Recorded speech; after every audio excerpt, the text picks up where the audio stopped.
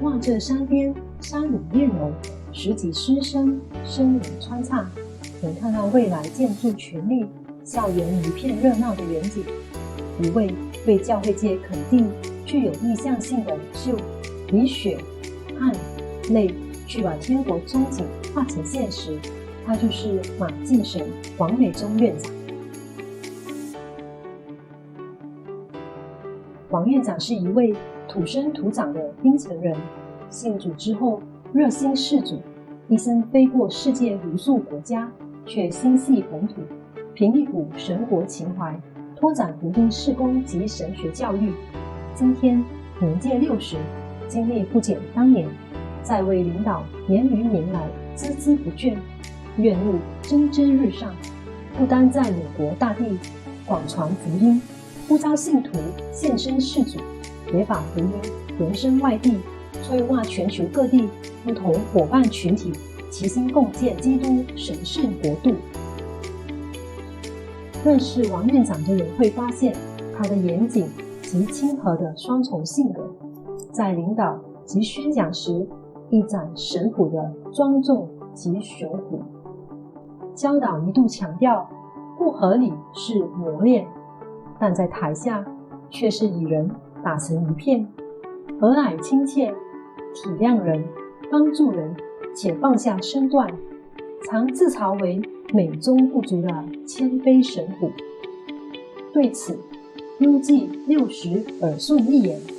乃子达60而中庸，开看一切，从容处事。在王院长身上也反映了这种古人的智慧美德。他每天以言语、行为、爱心、信心、清洁上都做信徒的榜样，自律，为人师表，凡求诸己。王院长的办公室总是门口大开，在书桌前与人共商圣功，或做生命服事，皆源自他的基督、家庭、教会 KFC 信念，把基督神圣的主权延及他的家庭及服事群体，让主爱流畅于他所接触的生命中，凭此去建立家庭的幸福美满，以及许多在他培育、案例、祝福之下壮大的天国神兵，融汇着他的头、手、心治学理念。他没有把信仰打造在天马行空的抽离中，而是落实在有血有肉的生活，道成肉身的形象。时至今日，就在院长60庆生之际，四方来信赞誉有加，见证了他以生命影响生命的美好成果。实价之道，神之大能，马敬神院歌把福音本质开宗明义地宣示出来。也是在这个学院中，王院长把这核心要道化为他行事为人及服事的主旨，